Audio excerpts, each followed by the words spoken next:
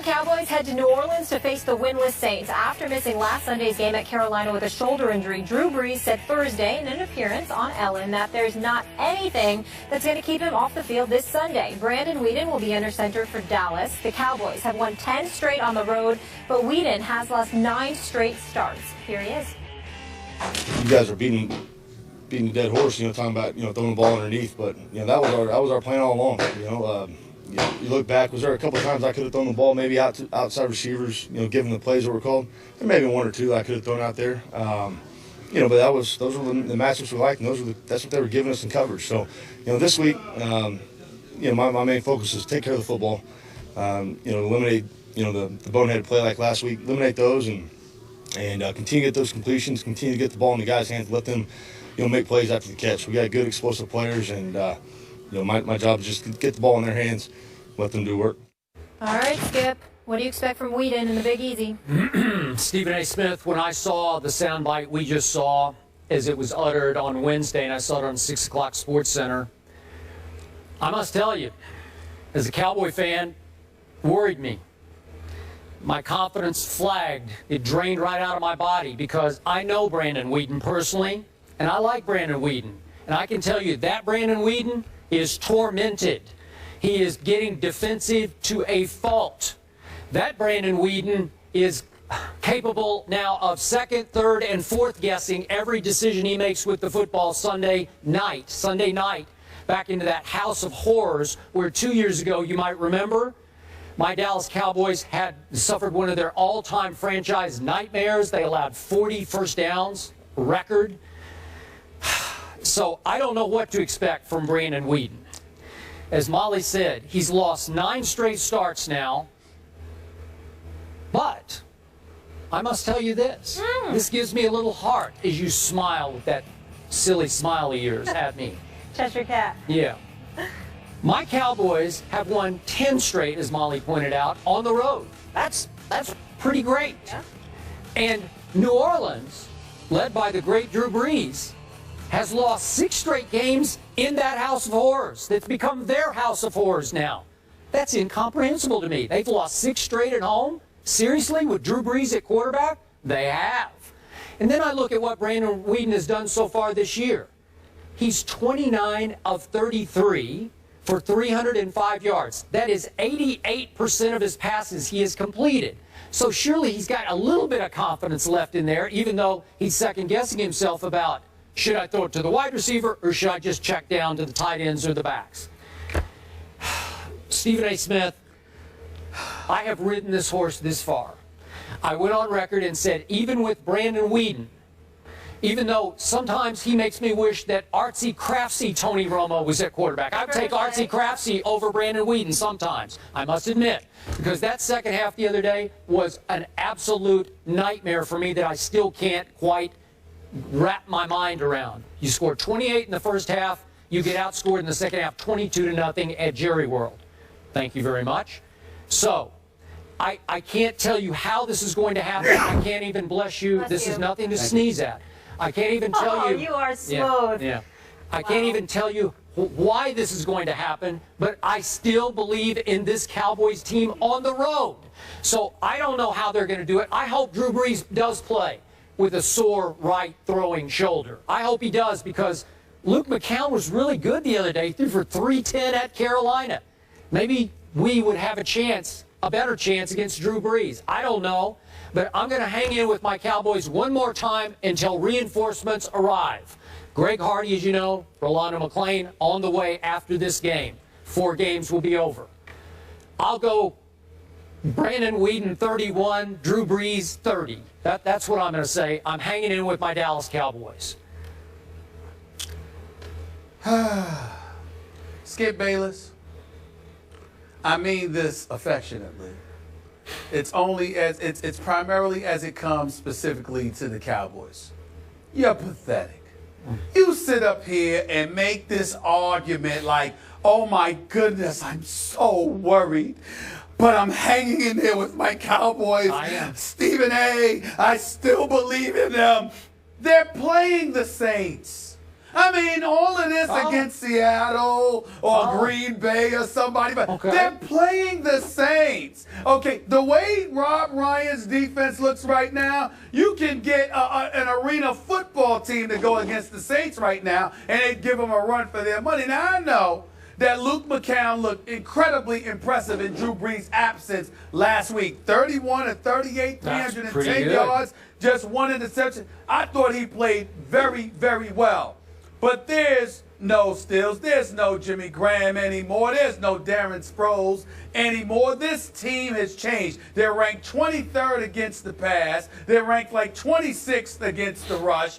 This team is a shell of what it once was a couple of years ago. And now the only interesting thing about this team is how long are they going to commit to keeping Drew Brees instead of taking him out of his misery and sending him someplace with a team that can actually play on a high level. There is nothing, absolutely positively nothing, that should be compelling about this game. The Dallas Cowboys should handle their business, even without Romo, even without Desmond, even without Hardy and Randy Gregory and all of these guys. It's the Saints. Wow. You know how I feel about the Saints. I told you before the season I didn't think they were worth much. I stand by it. It's Drew Brees, and then it's everybody else. And in fairness to them, it's not like I'm saying, oh, my goodness, they just don't know what they're doing. No. They're in transition.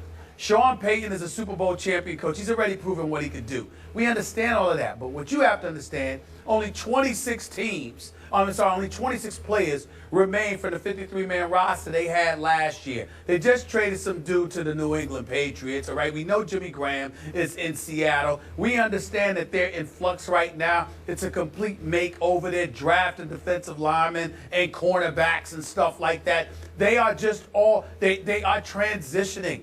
They're not what they used to be. The New Orleans Saints will be lucky to win 5 games this year. It's just that simple. The only reason we don't say it too often is out of respect and deference to the great Drew Brees. It's the only reason. Outside of that, they have average players. The elite players that elevated them to another level, that scared the living hell out of you whenever you had to come down to that Mercedes-Benz Dome, they're gone. It's over. Whatever we used to love about the Saints, they are no longer relevant in a championship conversation. It's been that way for a little while. We were just hesitant to say it. The time to say it is now. So I expect Brandon Whedon to have another good game against them. I expect Lance Dunbar. I'm not saying 10 receptions for 100 yards, but I expect him to have a good game. I expect Jason Witten to have a good game. I expect Cole Beasley and Terrence Williams to have a good game. I expect Joseph Randle to run the football effectively, because it seems to me whatever you can do against mediocre defenses always is applicable to the New Orleans Saints under Rob Ryan. The Dallas Cowboys are going to win this game in New Orleans because the New Orleans Saints are not that good anymore. Now, they could shock us because the Dallas Cowboys are always capable of sticking up the joint. But if I had to bet my money, I would bet my money on Brandon Whedon. And I'll go as far as to say this, Skip. It wouldn't even surprise me if the brother ended up passing for about 350 yards plus. Because it's the Saints. It's the Saints. It's the Saints. The Saints. Okay, give me a score. Are you like 45-14, something like? No, 3 touchdowns, 4 touchdowns. Hold on, wait a minute. Drew Brees is supposed to play. Well, that's what they said. If Drew Brees plays, they good for about 24 to 27 points. I say Dallas gonna put up over 35 though. I really do. Okay. And then again, it doesn't even matter, because all I'm trying to say to you, Skip, is this. It doesn't matter whether it's their offense, it's their defense. They're not the same team. They got really good players in certain positions, but they're not a good team. Okay, so if I'm hearing you right, 35-24 Dallas. That's sort of the ballpark of what you're talking about? That. Okay. Ballpark. All right, so one of two things is operating here. Either you are trying to turn the tables on me and jinx this Cowboy game for me, because you know how much it means to me to put one more in the bank before the schedule really turns tough, because New England's 2 weeks from now. Or Well, that ain't even worth talking about, because y'all going to lose that game. You heard it here first. Wow. But the other thing that might be happening here is you've been on kind of a negative roll with your picks this year, and so you're scaring me because you might just be swinging and missing, like just a big old swing and a miss. It might be. And listen, man, I deserve that. But I would remind you that the games that I've lost this year were similar to what happened last night with Pittsburgh and Baltimore. Games that should have come down in my favor, then all of a sudden stuff goes wrong. I picked the Giants to win the Falcons. They give away that game. I picked the Giants to beat the Cowboys. They got a 10-point fourth quarter lead. They give away that game. Those kind of things have happened to me. It's not like I've been off the cliff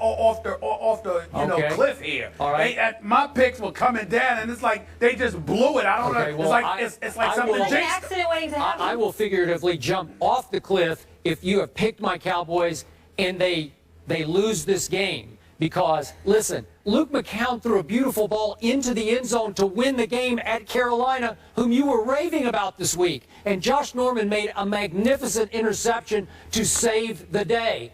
And my Cowboys defense in the second half gave up 259 yards to Atlanta. Really? I hope you're right, but I think you're just trying to jinx me. Well, listen, I ain't get all my picks right. I got plenty of them right.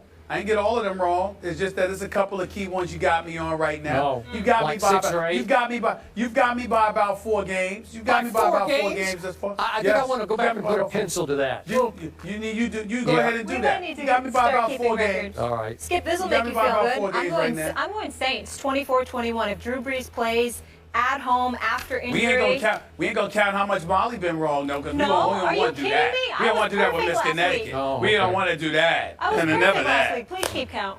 Roll the tape. Please. We have a Please. big Perfect. SEC matchup between the Hedges. Saints, you heard it here first. Alabama and Georgia haven't faced each other since 2012, and there's a lot of pressure on Georgia coach Mark Richt to get this signature win. Who gets the dub this weekend? We'll break it down next.